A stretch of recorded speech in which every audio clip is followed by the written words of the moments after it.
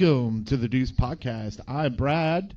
And I am Jeremy. And we are doing our Christmas toys kind of movie, you would say. Not really Christmas toys movies, but toys. It's just toys. Movie toy sequels lines, that have right. toys in them. Yeah. To get you prepared to buy Yes. stuff. This The holidays. Buy Me This series. Buy this, whatever you want to say. This is episode 81. We are going to focus on G.I. Joe Retaliation, Jeremy, which is a sequel to, what was it, G.I. Joe Rise of Cobra? The Rise of Cobra. Yeah. So this is kind of a sequel, but it's also perhaps a soft reboot? Yes. Yeah, it really is. It really kind of is. We'll get into that, how they do that here We will. shortly. But Budget of this movie was $155 million. It grossed $375.7 million. Yep. It is the highest grossing G.I. Joe movie, of course, and it is the sixth highest Hasbro movie, which is like saying my favorite fast food restaurant is Arby's. Wait, so what are the other ones? No clue. Probably some My Little Ponies stuff because bronies really like that stuff. Yeah. So that's my guess. So you got like a lot of My Little Pony stuff. Maybe Transformers. That's Hasbro. Yeah, probably. So maybe that, or maybe the movie Etch-a-Sketch the movie. Isn't that a Hasbro thing? Yeah, I think so. I think it is. Hula Hoop the movie. Well, I know they've talked about doing a G.I. Joe and Transformers crossover movie. Oh, that would be like that would be like eating a Big Mac and a Whopper at the same time. They cross over in the comics, and they've done it in the cartoon as well. Okay. And so I think that's why they're... Yeah, I mean, it kind of makes sense. Yeah. Yes. So I think that's why they looked at doing that. But they actually have looked at, like, Hasbro talked to some people and said they wanted to make a, like, shared universe with things because it's... Because that's the thing to do with Marvel and everything. Right. And places have tried to do that. Universal tried starting it, and it seems like, I don't know if that's going to keep going or not, but they said that, like, they had, I think it was, they wanted to start one that had, like, Mask, which... Oh, you mean that with a cartoon? Yeah. Oh, nice. Yeah, with the vehicles that changed. Yeah. Which I was kind of like, now hold on, maybe I can get behind this. Like, that's, to me, that is sensational. Yeah. Like, it's a little bit more like underknown. Yeah. You know, it's got like Guardians of the Galaxy. Not a lot of people know it, so maybe. And they talked about putting, I think it was like Micronauts and something else. So like, what are Micronauts? I know Micro Machines, but not... It's Micronauts. The villain is the guy who talks real fast. Yeah, but I don't know what that is. I don't know what Micronauts is. It was like... But that's another Hasbro thing, I take it? Maybe it wasn't Micronauts. I don't know what it was. Well, whatever. Let's keep going on that one. So this movie was directed by John M. Chu. Yeah. Right? Who is a repeat offender for us. He did direct Step Up 2 in the Streets or whatever it was called. Yeah. Also, earlier this year, he released and directed the movie Crazy Rich Asians. So that's a box office smash for him, too, as well. So possibly he could be nominated for some Academy Awards. Who knows? Maybe. Saying. Wow, that's bleak. What? I don't know how I feel about that. Why? I don't know. We have not seen Crazy Rich Asians, so we can't judge about that. That's true. But I heard it's wonderful. It's like saying... What? It's like saying Academy Award winner Marissa Tomei. Yeah. Well, he's also in talks to do the live, or not the live, the stage version, the film version of the stage musical In the Heights. Oh, nice. So that's set for 2020, I do believe. So Well, that's good. There you go. So it's not like he's... But like his step up to the streets. There's some things about this director that I really actually do like. Yeah. That's the thing that's weird about this director. Even in this movie. He's good at like staging. He's wonderful at staging. Yeah. And I think like with his choreography type background, he does a good job with that. And we'll talk about that. Yeah. Yeah. Through this movie. But do you have anything else to say about this movie? Or are you looking up the micro? I figured it out. The shared Hasbro universe would shared be Hasbro universe. Is Breaking news here on the Deuce. G.I. Joe, Mask, Micronauts, ROM, and the Visionaries. I don't know how I feel about Eric Stoltz being in the Hasbro universe. Wrong mask. Okay. He just gets squashed by like a transformer right off the bat. Stop! I'm so glad we could share that with you. All right. That's another joke in there, but sure. We are part of the No Phony Podcast Network. We are. Network full of lovely weirdos and crazy, wonderful podcasts. I love everyone on that network. Yeah. The featured podcast is my other podcast, which is ABC D-Bags. A lot of people are wondering, how do I do this one while I'm traveling through time and space? And if you have to ask that question, you're not in on the joke. All right. Well, it makes sense because you're doing it after you get back from those adventures. Right. Those adventures you can be in two places at once when you're in time. Adoy. Maybe I leap into this. Who knows? What? This is not really me. It's just this is a new episode of ABC D-Bags. This is now turned into another ABC D-Bags episode. Oh, we God. should do this as an ABC D-Bags episode. Okay. All right. Let's drop the deuce on this. Let's do it. All right. So, we open the film by I don't know where the hell we are. I don't know It's North Korea. We're in North Korea. North Korea? Yeah, that's what it says. It tells us it's North Korea. I guess. Yeah. I don't know why we're there. I thought did it give us a date? I don't remember. Anyway, one of the reviews I read, like they were trying to figure out when this movie took place, and they thought it took place in 2024, which makes no sense. No, I think that's wrong. It has to be wrong because the president is still around from 2009, so makes no sense. Anyway, so we open up.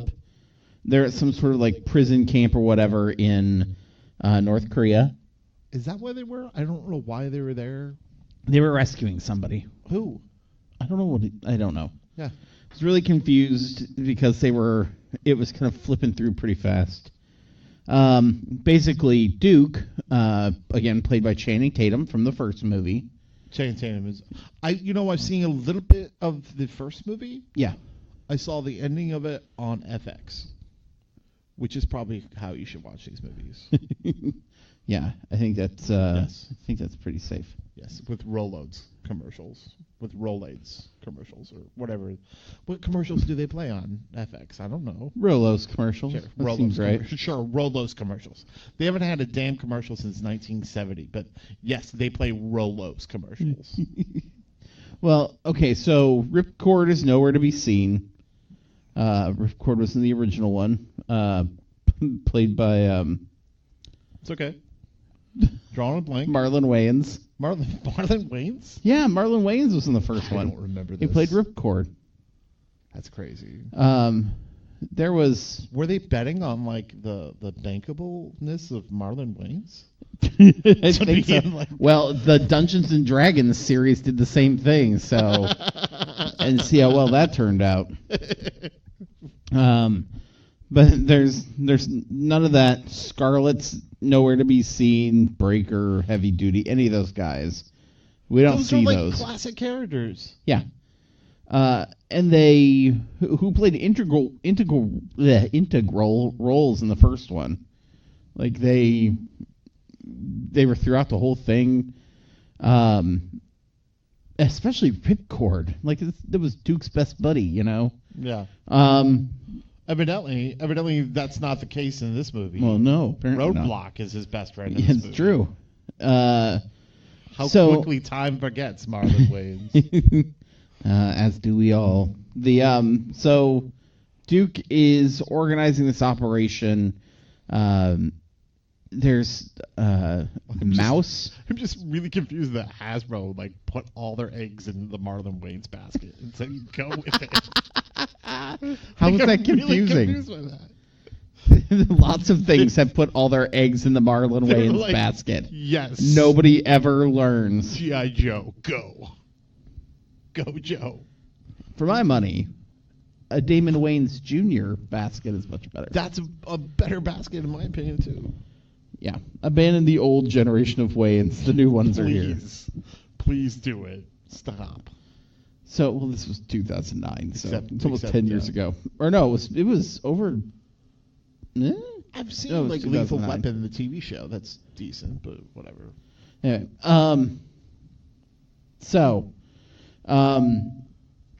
in North Korea, they have this operation going. They have a sniper named Mouse, who's played by the same guy played the kid from Jurassic Tim Park. From Jurassic Park, right. The little boy from Jurassic Park, which is crazy.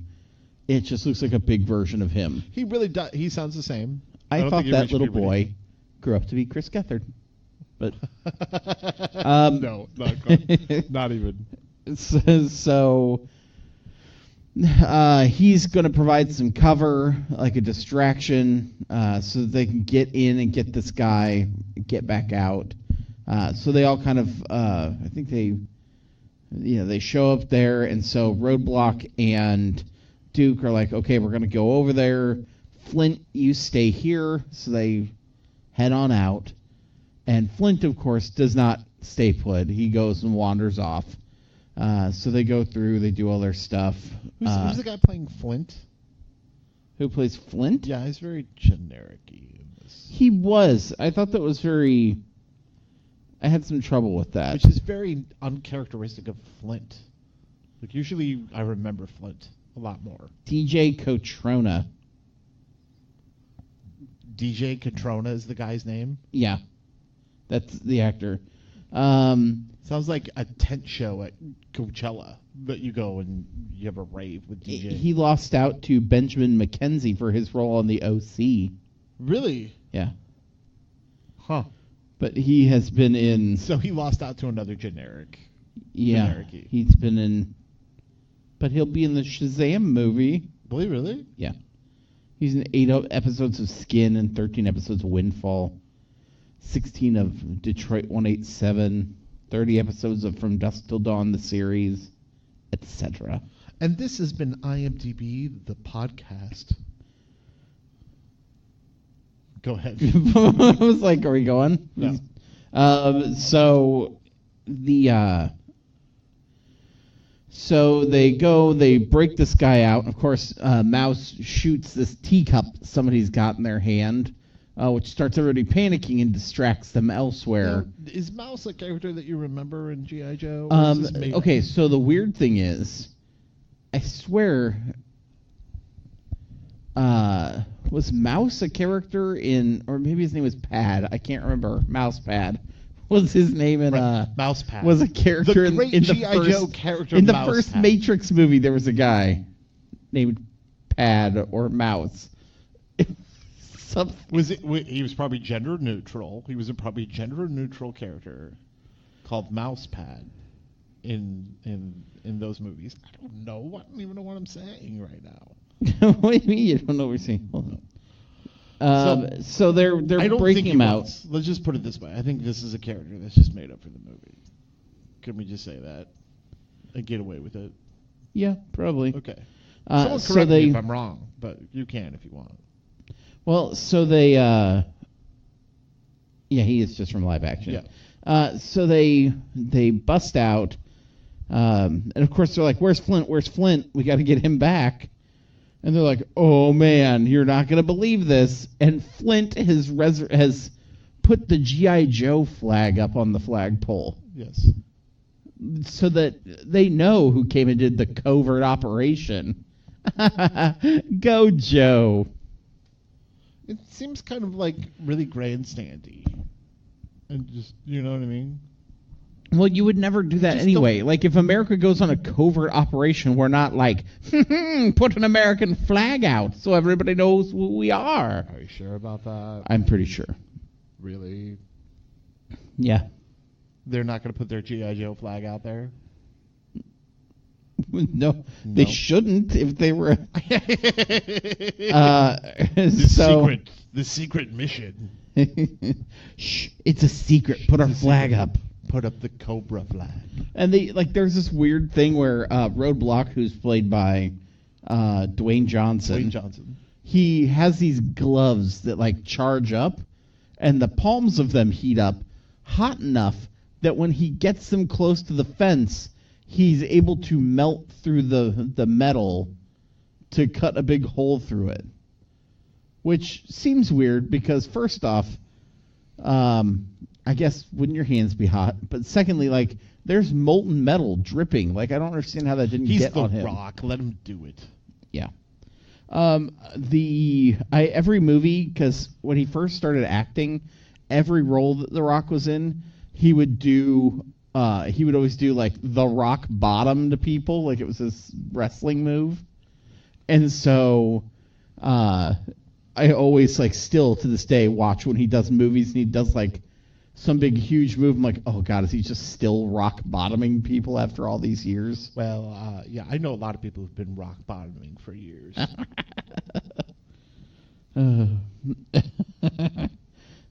So anyway, that joke goes so many levels.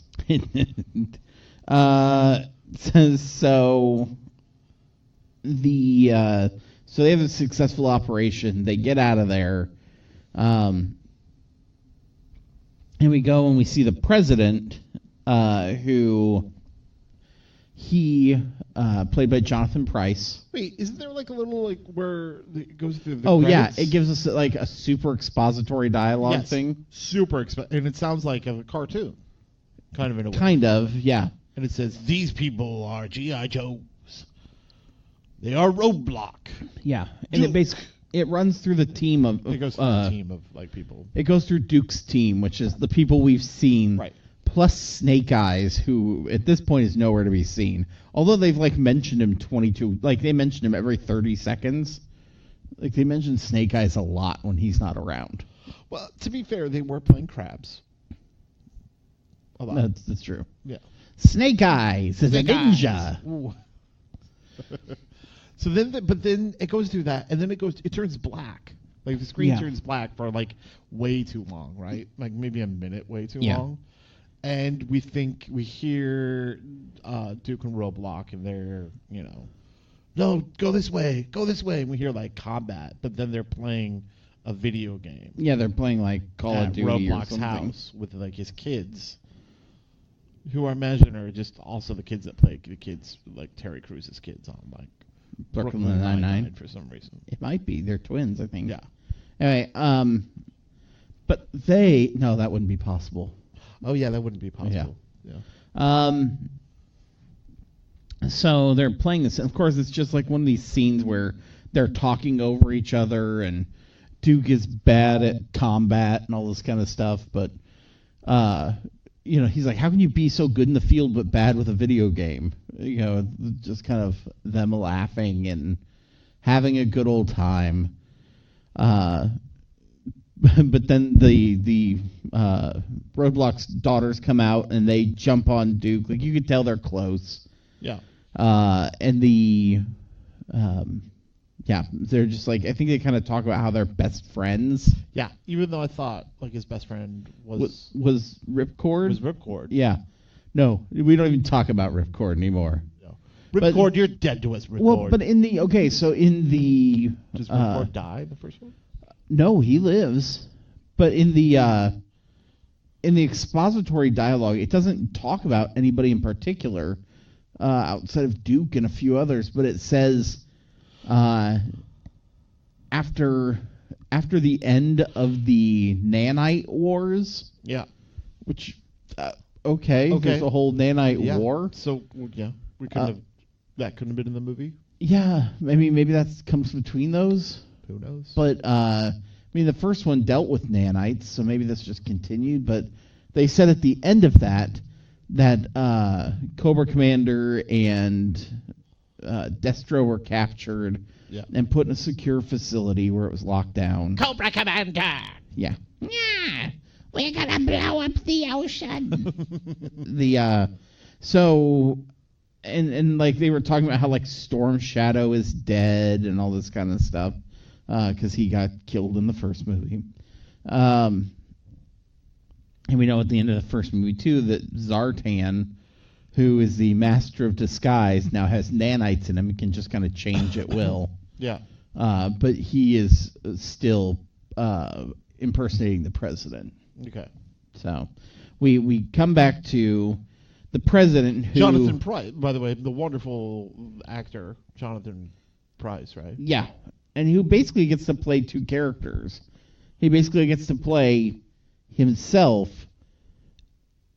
being president, and he gets to play Zartan being the president.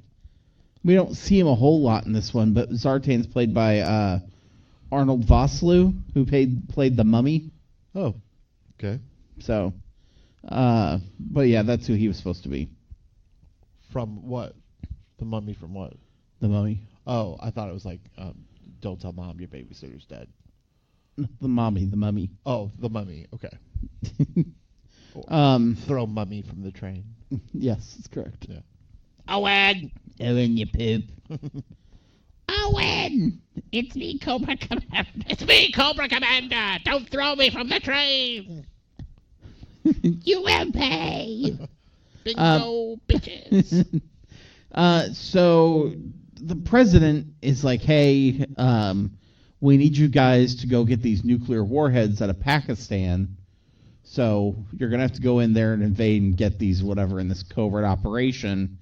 And they're like, cool. So bring your flag so everyone knows. Yes, fly that flag high. Freak flag high. So they go and they basically take these nuclear... Can I say, like, they say, the president says, get the Joes. And I laughed for like at least 30 seconds. Yeah. And I was like... They're like, we have to do something. And he goes, get the Joes. Get me the Joes. It's so funny. So he said with like this accomplished actor said with much seriousness, right. And get me the Joes. Oh my god. So the script, by the way, is not that well done. It's the same guys that wrote the script with what's his face, Deadpool. They wrote the Deadpool movies. Really? Yes. Maybe it works with Deadpool because it's ridiculous. Exactly. But it doesn't work here. Okay, so like there's a line that's coming up here where so it's after they've liberated these nuclear warheads in Pakistan. They are like they've made base camp. They're just waiting to get out for the next day. And I think it's Lady J, who played by Adrian Palicki. Yes, from Agents of S.H.I.E.L.D. Yeah. And, Yeah. Orville, the Orville? Yes. She says, she tells him, get ready for extraction. And I can't remember who it was because my brain kind of melted down. Oh, no, it's fine. But he goes, extraction? What are we, teeth? Yeah, that's a line from this movie. Yeah. And it hurts. And it hurts. Yeah. It really does. It hurt me. So it hurt my teeth, to tell you. Well, you should extract them. Which is a better joke than their joke. So you see, while they're kind of getting things ready, they're getting ready to get out in the morning. Roadblock is looking, and he sees this little like firefly, and he's like, well, that's really weird. This little lightning bug, what's that doing there? And something's weird about it. Well, it flies away, and then you see all these helicopters incoming. Yeah. And they're like, oh, the extraction team must be here early.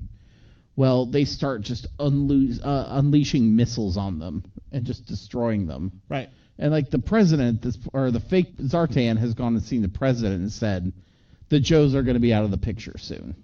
So, they're not going to be here to save you. So we know he's up to something. So they start destroying them. And they get down to... And they kill Mousepad, right? Yeah, they kill Mousepad. Mousepad. That's a better Joe name than Mouse. They kill Mouse. And presumably any of the other Joes who we don't see. And including Channing Tatum. Yeah. Well, okay, so Flint is pinned down. There's been something blew up behind him, and so he's kind of like dazed. Duke goes out and tries to save him, gets him to safety, and then like a rocket hits and blows him up. Blows him up. Yeah. So boom. Yeah. So he is gone. Thanks for the cameo. Yep. It was like Step Up to the Streets all over again. Kind of. He was in it for 3 seconds. But yeah, so he gets blown up, so he's gone. Everybody else is destroyed. About the only person left, there's 3 of them, Flint, Lady J, and Roadblock, and they survived by jumping down a well and then hiding underneath it. Hiding under the water for a little bit. But they managed to shimmy themselves out. So they climb all back to back and get themselves out of the well. And then they decide, hey, we got to get running. Like this, it's not safe. And so Roadblock tells them, there's only one person I can trust, or we can trust. We can trust. And that is Snake Eyes. Snake Eyes. Yeah. And so who we still haven't seen. Just one person we can trust. Yeah. And so they're trying to get out. And I think at this point we see like Snake Eyes training Jinx in Japan. Not quite. No, that didn't happen. No, we go through the Walton Goggins. Oh, right. That whole mess. So, we see, and like the president goes out and does this big press conference and says there was an attempt on his life by like a random G.I. Joe. Right. Snake Eyes. And that the whole organization was bad, so he had them all eliminated. And then they were going to put Snake Eyes away. Yeah, but then they're like, doesn't the president say, we're going to bring in Cobra? Yeah, our new elite fighting force, Cobra. Which I thought was very weird. It's like having Hydra be, you know what I mean? Well, and I get why like he's saying that, but do people not know? Do people not know that they're bad? Yeah. I thought they did, but maybe just not. I thought that they did. Yeah. That's just me, though. Yeah, I thought they did as well, especially after the last time they were talking about it. You figured. Yeah. Anyway, so Cobra is supposed to be like our new elite fighting force in the U.S. And they won't put up their own flags at all. They won't grandstand that one at all. Cobra being led by Betsy DeVos's brother, Eric Prince. So we cut back to, I think that has to be around when Storm Shadow is. Oh no, Walter Goggins at he's at this prison. Yeah. So the president has given up the location at this point. They're at this prison, and we see like this very detailed, like, step-by-step process of them getting inside with Snake Eyes. They go to take Snake Eyes' mask off. Walter Goggins does. He takes it off there, and it's Storm Shadow, played by Byung-Hun Lee. I'm being followed by Storm Shadow. So he's not dead. Storm Shadow, he's Storm okay. Shadow. So they show that like Destro and Cobra Commander are in these two tubes They're going to put him in one. Storm shadow. So when whatever it is they use on them, basically it puts them like in this like sleep like state. So they're conscious. They can see and hear everything that's going on, but they can't move. So it's like watching this movie. So like, yes, that's exactly what it's like. You're kind of like, I'm conscious. I guess because there's a lot of times I was watching this movie, and I wasn't really paying attention to it. Yeah. And you were like rolling your eyes at a couple of lines. I'm like, what did they say? Because I don't really care. Yeah. So he puts him in there, and then we cut to outside. There's this motorcycle that's coming up, and the guy opens up this like canister, and all of these lightning bugs fly off of it and go and kind of scope out the area. And they manage to Storm Shadow manages to slow his heart to the point that it looks like he's having cardiac arrest. Doctors are trying to get him out of the tube, and of course it's just what he needs to start kicking everybody's butt. So he gets out, and he turns his sword like into this double blade, and starts just tearing through people in the facility. Outside, all those fireflies start exploding. And it turns out it's because they are from the character Firefly. Right. Who... Take my love, take my land, take me where I cannot stand, right? Yes, that's exactly right. Okay. But he was... So Firefly's played by Ray Stevenson. No. Yeah. No. Yes. Nathan Fillion. No, okay. he doesn't play Firefly. I know he doesn't play Firefly, but he's Mal. Firefly. So Serenity plays Firefly. Yes, that's correct. Well, Serenity is a Firefly class ship. Okay. So Ray Stevenson plays his character Firefly, and his costume looks a little bit different from everybody else's. From I Dream Genie. What? Go ahead. No. But he was in Punisher Warzone. He was in Thor. He was the original Volstagg. He's been in a whole bunch of stuff. I mean, he was in the movie Rome. He was in a lot of things. But his costume is kind of cool. It's like a leather jacket, and it has almost this like this pattern on it. McLean Stevenson. That's not I Dream of Jeannie. What is it? I don't know. Because that was Larry Hagman. Oh, but then he also has like that burn pattern on his face and everything. And he has like this mask that he wears normally. Firefly does. Now, the story behind this I thought was kind of interesting was Ray Stevenson started reading the G.I. Joe comics, trying to get familiar with... That's the guy from MASH, Colonel Blake. Oh, okay, I gotcha. He tries to get familiar with the character of Firefly for the movie. So he's reading them, he's learning about him, and he starts just like falling in love with this character. He thinks he's so cool. And so they gave him his costume, what it was going to look like, and he went, no. So Ray Stevenson paid for his own costume design and to be built and constructed so that it was more like in line with the comics or like looked cooler, like what he thought it should be. So it actually was a pretty cool looking outfit. Yeah, I mean, the reason why I thought it was cool, it felt more gritty. It wasn't like slick and polished like the rest of the uniforms for Cobra. Agreed. So it actually looked like he put some thought into it. Yeah. So, which I like. Yeah. I think that he went all meta on this one. Yeah. So they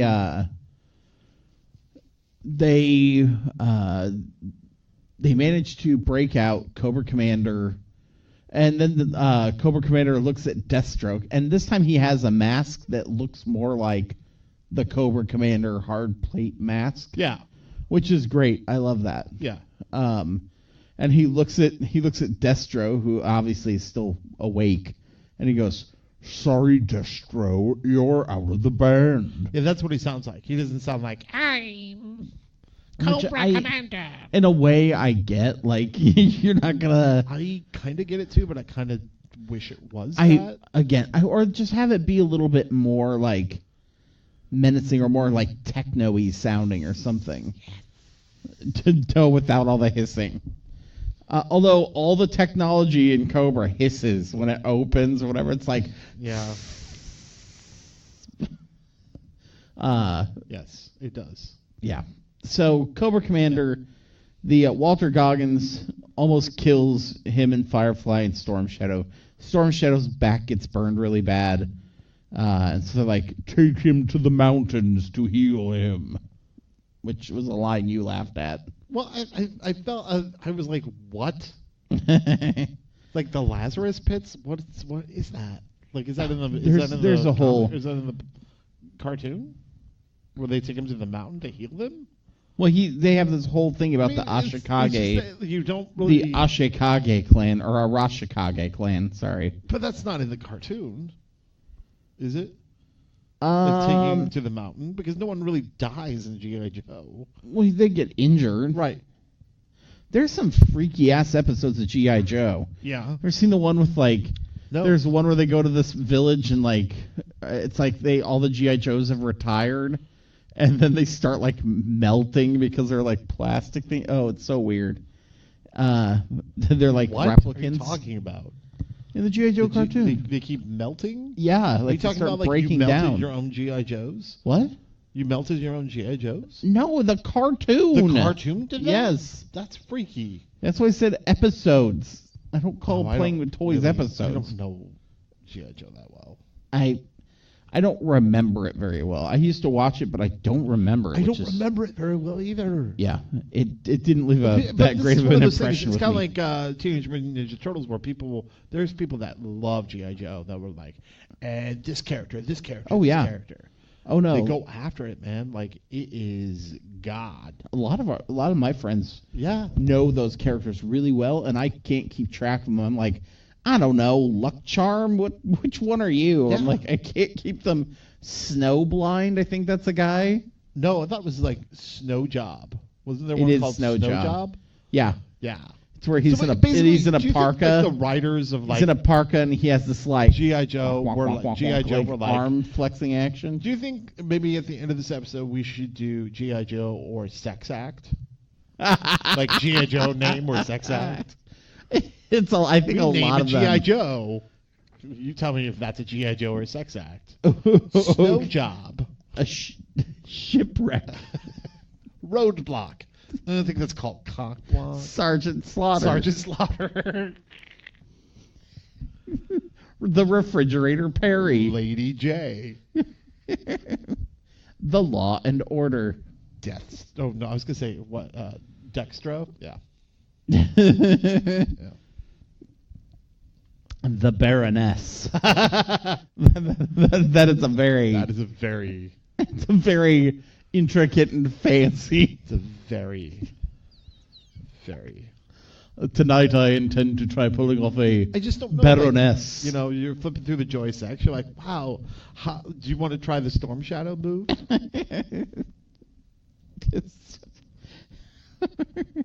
Ooh, I'm going to do a reverse Serpentor. All right. Anyway. Back to what we were talking about, which I guess is... Who would even remember this movie anymore? Yeah, I don't remember this movie. We watched it like 2 seconds ago. Now I'm just thinking of a mind bender. So... Was there a Bazooka guy? Wasn't there Bazooka? Yeah. There was Bazooka, right? What was his name? I think Bazooka. Was it just Bazooka? It was Bazooka. Yeah. Bazooka Joe. No, that's a gum. He's a G.I. Joe. He's Bazooka Joe. Anyway, the fuck were we talking about? The movie. Yeah, right. G.I. Joe Retaliation. So take him to the mountain. Take him to the mountain. Which is a sex act. Take Storm Shadow to the mountain. I don't even have time to explain how that works. And give him a snow job. Give him a snow job. Snake eyes. Give him snake eyes. Well, they're taking him back there. He's with this like bad clan of ninjas. After Storm Shadow killed the Hard Master. Now you can't stop thinking about it every time you name these characters. I can't. They think he was raised then by the Soft Master. It's not a joke. That is not a joke.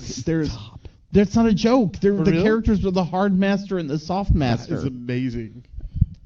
Anyway, so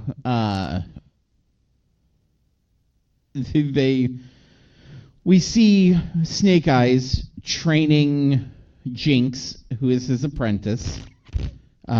Jinx, who is Storm Shadow's cousin.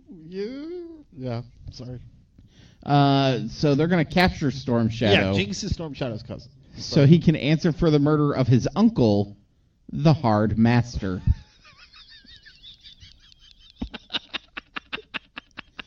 They, of course, are being sent on this. They're being sent on this mission by the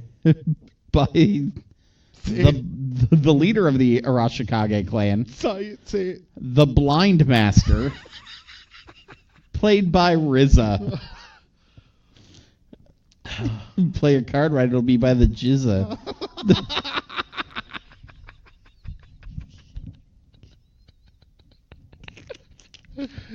This is turning into an episode of ABC.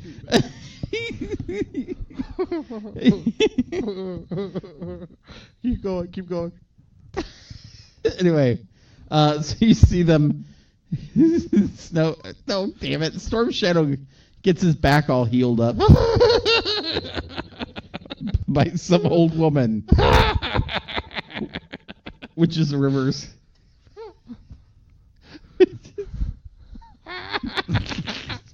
Okay, which is a variation on the Soft Master. We gotta get going on this. Anyway, so we cut back to Roadblock, Flint, and Lady J. Sounds like a threesome. They'll take 2 roadblocks, a Flint, and a Lady J. Roadblock's $20, a Flint is $30, and a Lady J that's gonna cost you.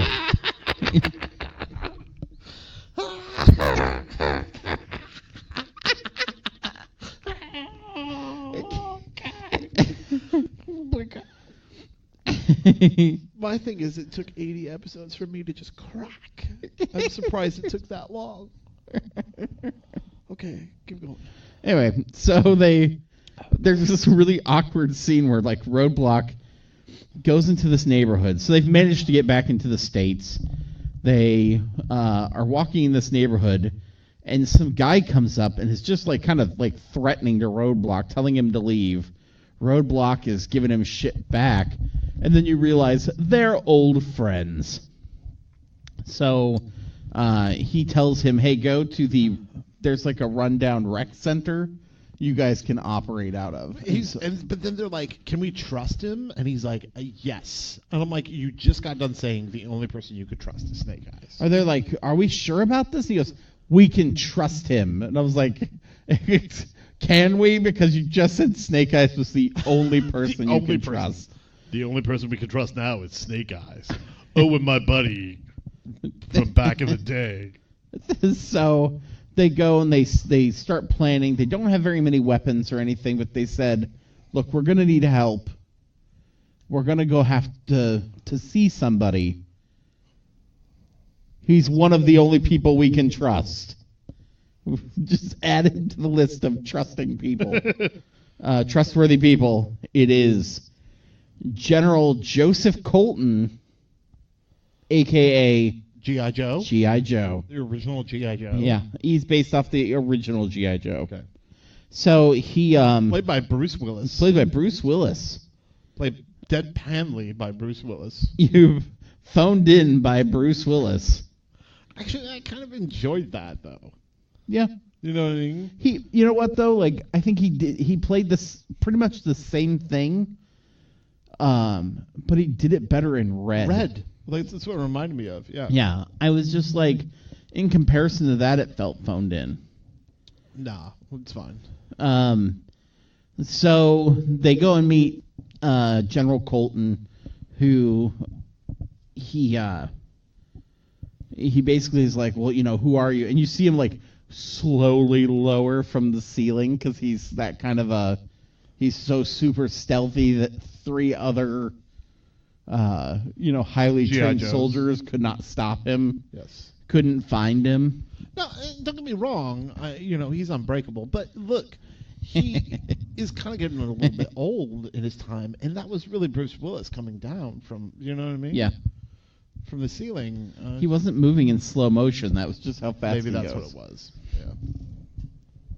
Yeah. So he gives them weapons and helps them infiltrate a fundraising event that the president's attending. So they're going to get in there because they kidnap a like press guy or like some sort of cabinet member. Yeah, who's because they're like, well, we're gonna kidnap you. Do you notice anything odd about the president? And he's like, yeah, now that you mention it, I do. You know, like, because at that point they're convinced that the president isn't the real president because he says soda, not pop, and puts his thumbs differently. Well, it's kind of interesting what they say about it because they say there's certain words that you have that you say like when your brain catches up. For example, me, I say and like a lot. Right, and when my brain catches up is usually at the end of this movie. But I guess like they notice the president's like words that he chooses have changed. A lot of his dialects change, so it goes from supper to dinner. It goes from soda to pop. And all of a sudden now he's like left-handed as opposed to right-handed. Right. And they're like, something's not right. So they get inside the event. Lady J infiltrates while they are outside trying to get everything together.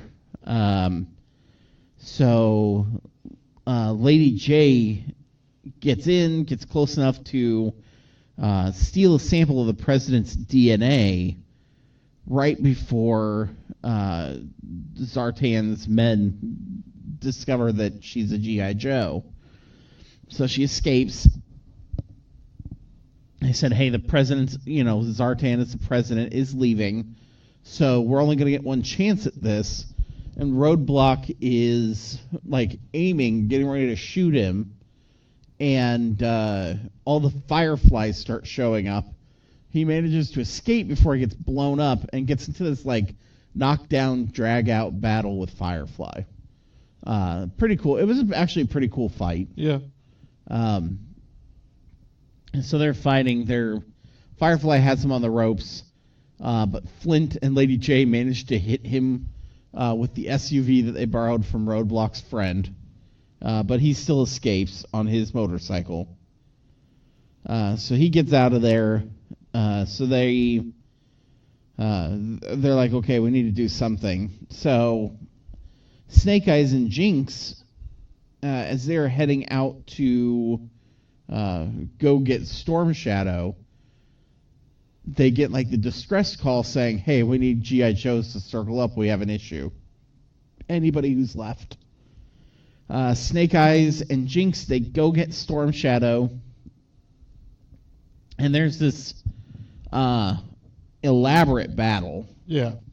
It took them actually 2 months to film because they did a lot of like work on the side of this mountain. Yeah. On this like cliffside fighting with a lot of like rope work and stuff like that. So they managed to fight Storm Shadow after he's healed. And Jinx fights like the old lady who is healing him. But they knock Storm Shadow out.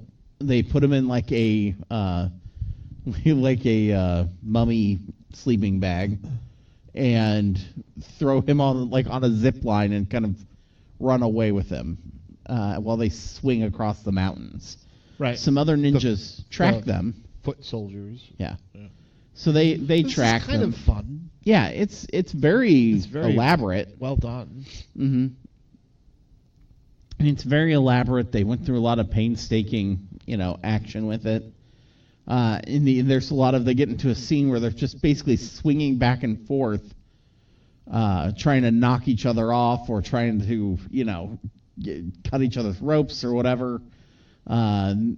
Jinx swings back to Storm Shadow in the bag.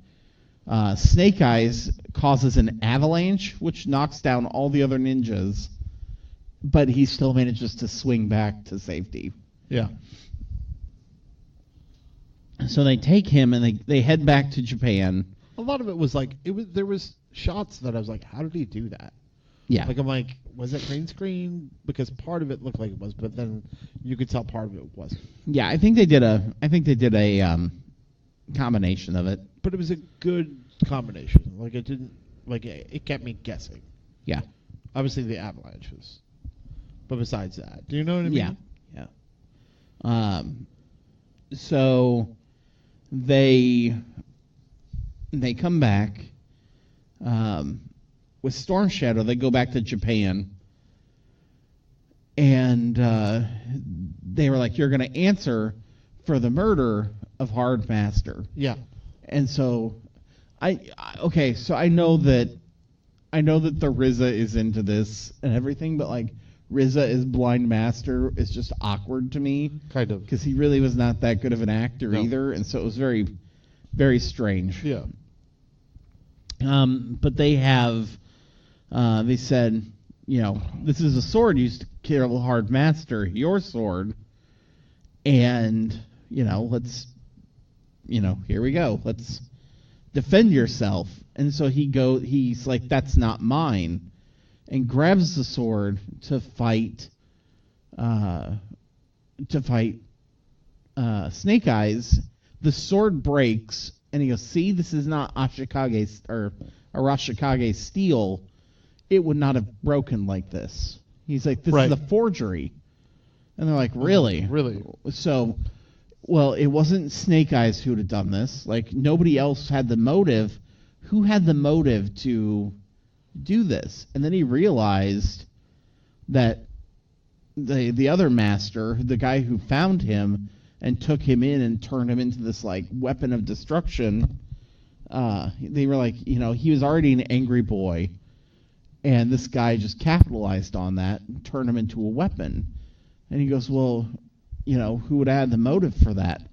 And he goes, well, he starts talking about how it has to be somebody who is like a master of disguise, and he realizes it's probably Zartan. So Zartan has basically done this to him for years. And so he does not want to join up with Snake Eyes and Jinx, but he wants to help them to defeat Zartan and get to avenge his uncle's death. So now he's teamed up with them. Storm Shadow, by the way, he was also in Red 2 with Bruce Willis. Anyway, so they go back and they're all going to team up to take Cobra down. So now President Zartan invites all these world leaders to the summit at Fort Sumter, where he's like talking about disabling nuclear programs. And so he tries to get all these other countries to do it, and they say no. So he launches all of America's nukes, and everybody else goes, "What are you doing? That's crazy!" So every other country starts doing it. Right. Then he detonates his in the air and says, "Never mind. Like, I'll destroy mine. You're crazy. You destroy yours." And so they're like, "Okay." So they all disarm theirs. So he goes, "See, now we're all disarmed." And they're like, "You're nuts." And he's like, "Well, I got it done." And he's like, "Oh yeah, one other thing. Now I want control of everything because I'm the only one left with any weapons." And so he has these orbital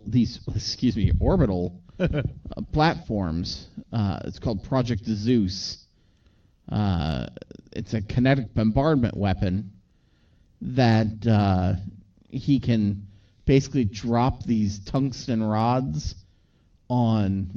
tungsten rods on any country, and start destroying their major cities. Yeah. Now, this technology has already been theorized. Like, America has plans for this and everything. That's It's like Project Thor or something like that.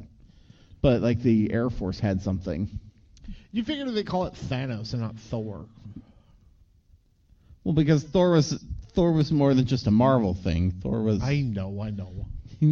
But, anyway, but this Project Zeus, basically what happens is they drop a tungsten rod and kind of using magnetics gets it going towards Earth, and it goes into the atmosphere. It picks up heat, it picks up speed, everything like that, and using gravity takes care of the rest of it. It just goes, and the theory was that you could launch them, a bunch of these, and they would penetrate any kind of like underground bunkers that maybe be there too. And so they blow up London or destroy London. Didn't care for any of this in this G.I. Joe movie? You didn't? No. I'm just like, go back to the G.I. Joes. Yeah. At this point, I'm like, no, go back to the G.I. Joes. To me, it was almost more like, well, he does that, and I'm like, okay, so we had to get to the cartoonish supervillainy. Yes. Like the whole thing with like disarming nukes. The whole thing about disarming nukes, I'm like, basically to me, I was like, well, that's pretty sinister because you've let everything open to Cobra now. And so I was like, okay, like that.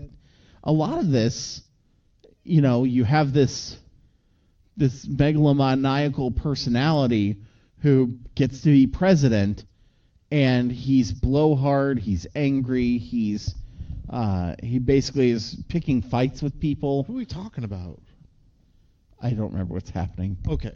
I mean, I think you're talking about real life. Am I? I don't know. Oh my God, did we get infiltrated by Cobra? We did. Damn it. We did. Why didn't we learn? Cobra is code for Russians. Cobra with a K. Cobra. Comrade. Anyway, so they blow up central London to prove that it works. Which, why not blow up somewhere in the countryside? But whatever. Yeah. Right. He said you'll have to submit to Cobra. Like, fuck that Ferris wheel. And like, screw you, Piccadilly Square.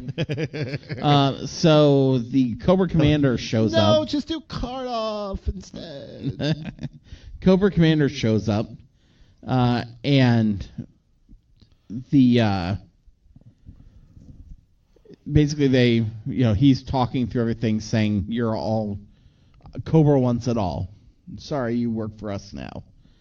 And then everybody, all the Joes bust in.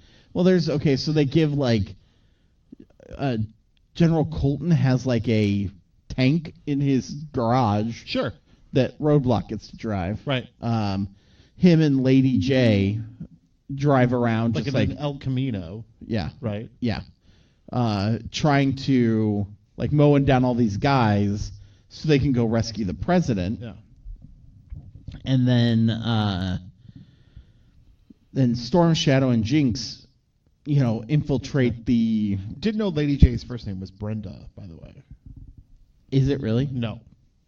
I know he goes at one point, he's like, shut it, Brenda. I don't know why I keep calling her Brenda. Because he just yells at her because he was being sexist. Yeah, but what's Brenda? I don't know, just why derogatory. Just a name? Because it was just like a white girl. A white girl name? Brenda? Yeah. So of course they're like, uh-oh, like what are we gonna do? Firefly grabs the launch device and escapes with it because all these other orbital platforms are getting into position. Firefly runs away with it to make sure nobody can stop it. Cobra Commander takes off. You get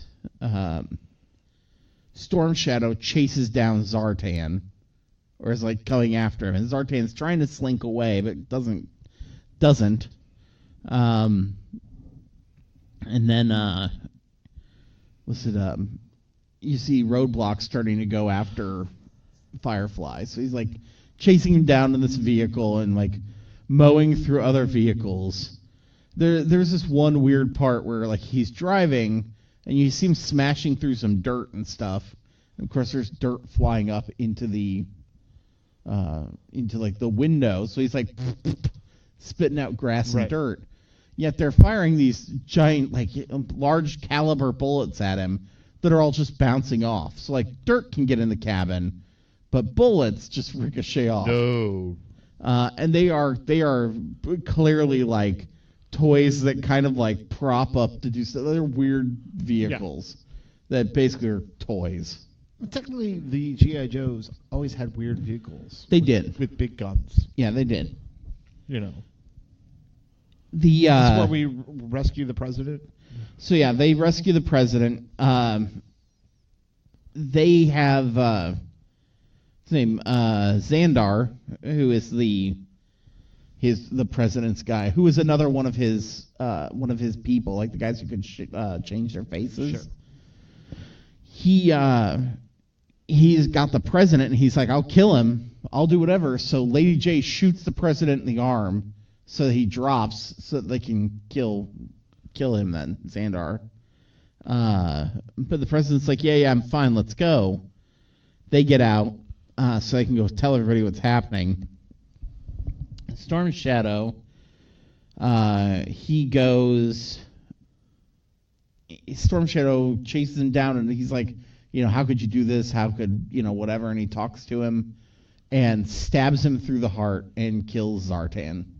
So Zartan's dead. Then you see the president's like nanites kind of slough off his face. We see his original face then. And then we see Cobra Commander slinks away. Storm Shadow slinks away. So they all get out of there. I'm slinking away. I'm slinking. And so then Roadblock is fighting Firefly. They make it onto boats where then they start fighting. Right. The boats crash up, which I was kind of like, okay, there's this launch device. You don't know how sensitive this thing is. He's got it on his boat. And Roadblock's like, yeah, gonna crash my boat through his boat. Also, like, there's a launch device. You also don't know, like, you know how to open up a suitcase. But, like, you don't know if that's going to, like, open up the main screen for you to just hit deactivate. Yeah, right? yeah. You don't know if you got to go through protocol and all that shit, you know Yeah, what I mean? Exactly. So, yeah, it's very haphazard. Yeah. But he manages to fight Firefly, knock him out. He goes back to... he deactivates the device right before it bombards everybody else, but of course when he deactivates it, the satellites just explode, because that's a good way to build technology. Yes. When you turn it off, things just explode automatically. Satellites explode. Yeah, So he blows it up, and as he's walking away, Firefly kind of wakes up. He takes one little Firefly. The taxpayers paid for all that. Yeah, it's true, we did. Anyway. Eric Prinz put those things up in orbit, Right. and we paid for all of it. Bullshit. So he sends out a little Firefly, or he's holding it. He's getting ready to send it after Roadblock. And then Roadblock, he goes and feels for his detonator and realizes it's not there. Roadblock holds it up and just blows him up with it, because he managed to get it off of him. Yeah. So, in the end, all of them are recognized by the president for their heroism. They're not G.I. Joes. They're heroes. The real American heroes. Heroes. And they welcome... SpaghettiOs. They welcome Jinx to the G.I. Joes. She's just his protege before, so now she's a member of the team. Colton gives Roadblock his pistol that George Patton gave to him, and basically he said, "Here, take this, because you need to use it to find Cobra Commander and the other Joes." And at the end, Roadblock raises the pistol and fires one shot in honor of his fallen comrades. The end. The end. That's what we thought of it, but let's hear what other people thought of it. Yeah. Shall we? This person is Nell O'Rourke 321. Gives it a 9 out of 10. It says, why the bad reviews? I'll start off by saying that I really enjoyed this movie. At times it made me laugh. At times it gave me frights. There are many times when it set my pulse racing. It's an action movie. It's supposed to. Not once did it make me think about how flawed Western civilization really is, or put tears in my eyes, or make me appreciate living in the 21st century, Western country, with plenty to eat, drink, etc. It's an action movie. It's not supposed to. What does that mean? Can you tell me? What the fuck does that mean? What does any of that mean? It did not make you think of the 21st century? I don't know what they're talking about. This review comes from Dr. Saint DDS, so we have a dentist. Oh, good. So maybe they'll comment on that dentist line. Probably. It says better than its predecessor, but still not good. When G.I. Joe Rise of the Cobra came out, I found it to be an enjoyable, guilty pleasure, despite for the fact that a lot of people completely hated this film. It might have its flaws, but I had lots of fun seeing it in the theater. After thinking about it, I'm slightly going in the opposite direction on how this movie was. Now, I still think the action sequences were quite good, but I can't lie that the writing, the dialogue, and the acting were pretty bad. It wasn't completely awful, but it still was bad. Yeah. No mention of that tooth joke. Yeah. Which is surprising. And also, if you are going to write a review and you're a dentist, don't brag about it. You're a dentist. And that's the tooth.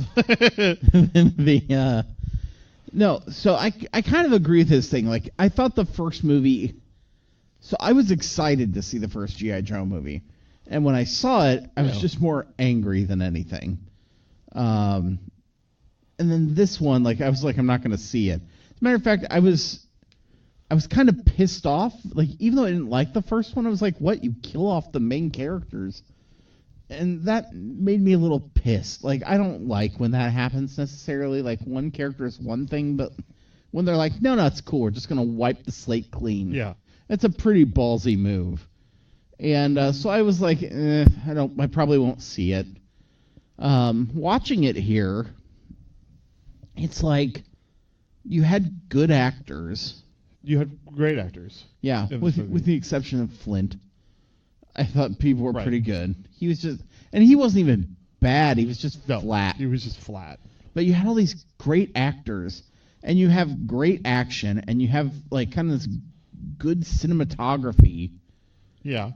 And you had actors who, like, you could tell they believe they wanted it to be good. Like Ray Stevens was like, "Hey, I'm gonna put money into this costume because I want this character to be sweet."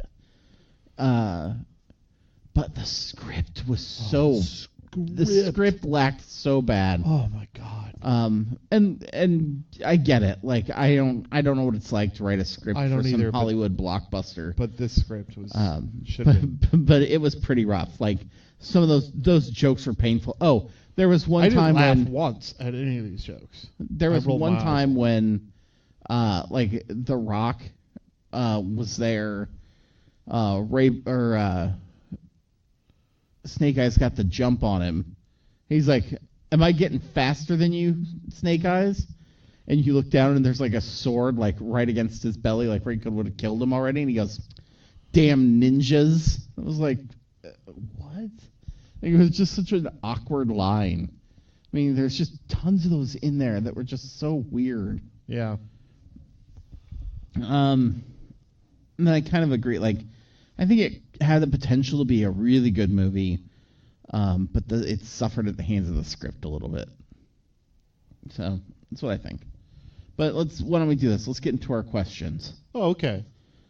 So what was your favorite part? Well, the mountain scene was quite nice. I did enjoy that. Mm-hmm. Like you said, the cinematography was fine. Yeah. You can tell people that were in this movie, for the most part, cared enough that they were in this movie. I didn't think the acting was as bad as, say, that reviewer was. I think there were moments where kind of the acting was a little bit over the top, especially with Jonathan Pryce's not the president. Yeah. But I thought the actors were fine for what they did. So I think the best part of this movie is the fact that you hired good actors. Like, if you didn't have this cast, this movie wouldn't be as good as, Agreed. So, I mean, you got the right people, and you directed them to give okay performances. Yeah. I think I don't know. Like I think probably out of everything, like I enjoyed. I think my favorite part, there was this comic book element to it. Like, yeah, there's the cartoon piece of it, but there was also this very comic booky thing with like revenge, where somebody turned on him, so now Storm Shadow has to do something vaguely heroic to avenge his uncle. Yeah. And like he has these moments where it's like, okay, all right, like he's got to chase down the president. And the whole even the thought of like the president's place has been taken by a copy, and being able to discover that, hey, this is not him. Yeah, I like stuff like that. There's elements where I'm like, cool, that would have been a fun piece of the story, and you should have maybe developed that a little bit more. But I like that I don't feel like they just went to one source, like just straight to the cartoon or anything like that. I think they dipped from multiple sources to try to make this a better one. And again, the script falls pretty flat. But I feel like they at least had a good start of being like, hey, let's use multiple sources to make the story richer. Yeah. We also didn't whiten any of the characters. We didn't whitewash the G.I. Joes. You know what I mean? Yeah. Which is fine. Because I didn't want, you know what I mean? Yeah. Let culture be culture. Right. And so there's culture in here. And there is like where you can see that they're building a mythology through it. Yeah. But it falls flat. Well, there's I think there's still supposed to be a Snake Eyes movie that comes out, and then a third one. It's supposed to come out after this. Would you reboot, continue, or cancel? Well, like you just said, they are. I know they're trying to do a third movie. Yeah. And Ray Park and Dwayne Johnson said that they'll do it. Yeah. And the director said he'll direct it. Yeah. I kind of want to continue with this movie, and here's why. I want to continue with this movie because I think that this movie deserves another chance at trying, because this was more like a soft reboot. Yeah. So it was like we had to like introduce and then also had to serve as a sequel, right? Yes. Yeah. So I kind of want a sequel of these characters or like this story. Yeah, I agree. And I want to see them do better at this. Like I think that they can. Yeah. You know what I mean? I would agree with that. I think with the right script and the right, creativity around it, you could probably do it. Yeah, I would agree with that. I would. Because and I also think this director, and he is evidently getting better material to do, movies with. Yeah. So I feel like he should, because there's parts of his movies that I'm like, wow, how did he do that? Mm-hmm. Like the mountain scene. I'm like, wow. Yeah. So. No, and I would agree with that too. Like, but I think it needs to be more like how you have the Mission Impossible movies. Mm-hmm. I would agree. Do you know what I mean? No, and my first impression was to say to cancel it, but you're absolutely right. Like, this could be fun. This is the first step in this new kind of pathway it's going. And so just like any first movie, you got to build the world a little bit. And yeah, they already had kind of a little bit of a bonus from the first one, but they really are. It's kind of starting something new. Like we're getting a different Cobra. I was gonna say, like, that also was one of my favorite things. Like some of the costuming, like Cobra Commander's outfit. Oh, that's so fucking awesome. That was pretty tight. Yeah. Their Boy Scout uniforms at the end. Oh my god. But no, it's like they're getting there. I outside of the Storm Shadow movie, which I'm just like, do we need a Storm Shadow movie? Or they're doing a Storm Shadow? Or no, I'm sorry, Snake Eyes movie. I don't think you need a Snake Eyes movie. I think no. just make First off, he doesn't talk. Yeah. So, and to me, Snake Eyes is the Boba Fett of the G.I. Joe universe. Incredibly popular and incredibly overrated. Look, besides the mountain scene, every time we were kind of at the mountain, yeah, I wanted to just go back with Dwayne Johnson and his crew. Yeah. Do you know what I mean? Like, I wanted them to be all together. I know that, and until they came all together. And I know it's unpopular, but like people love Storm Shadow.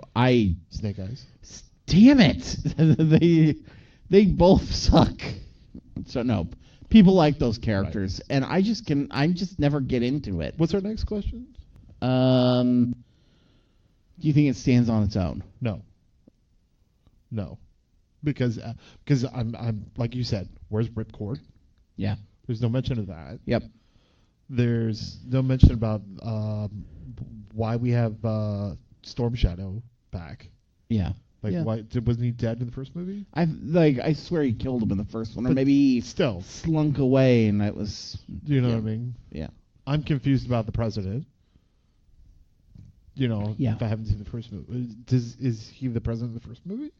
Jonathan Pryce is. Okay. But Zartan they inject him with nanites, right, to where he can look like anybody. And I guess they sort of explain it, but it's kind of half-assed, and it doesn't quite hold up on its own. Yeah.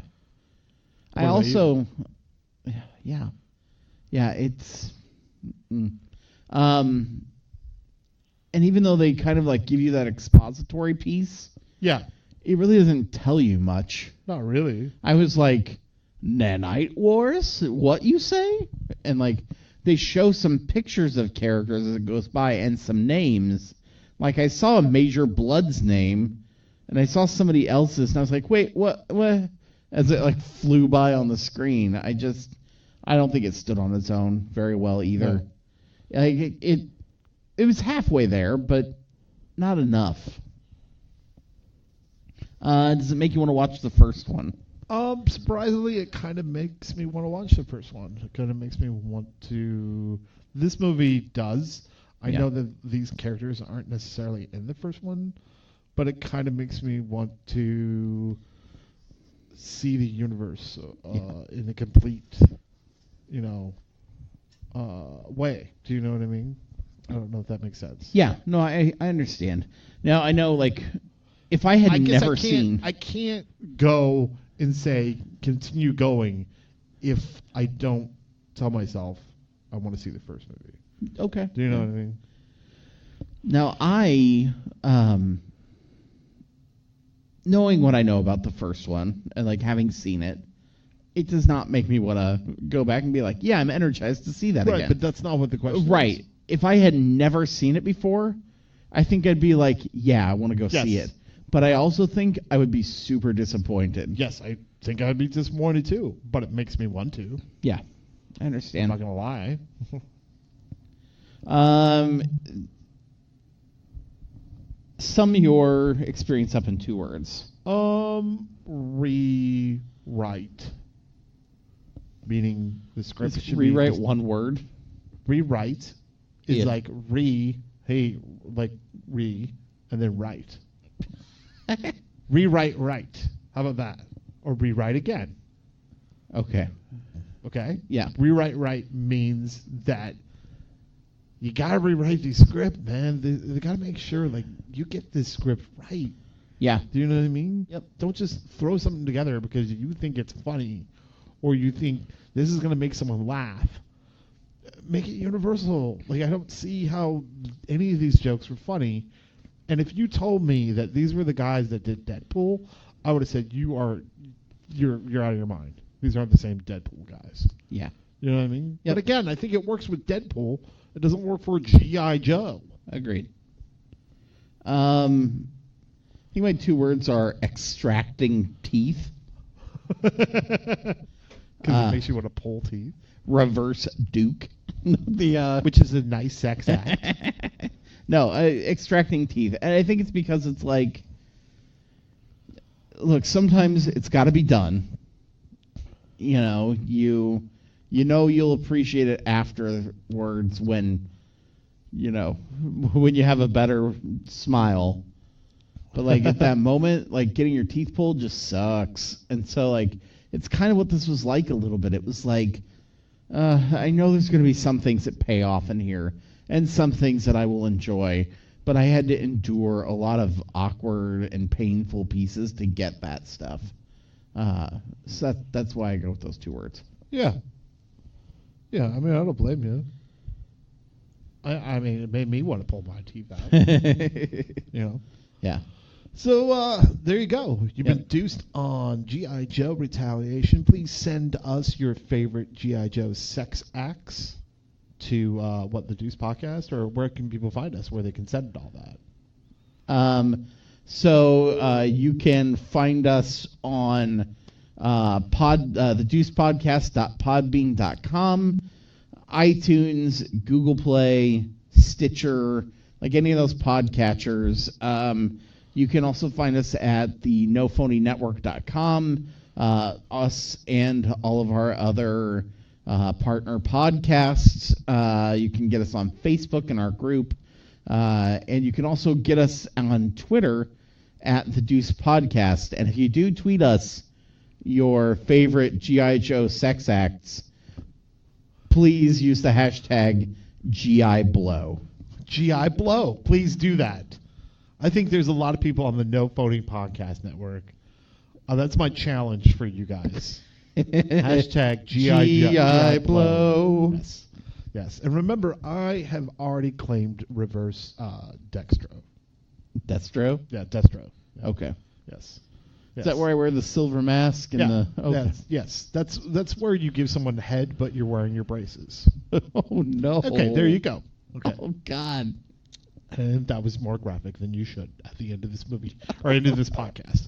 Boom, let's end it there. Ha! Remember, folks, the sequel is king. Oh.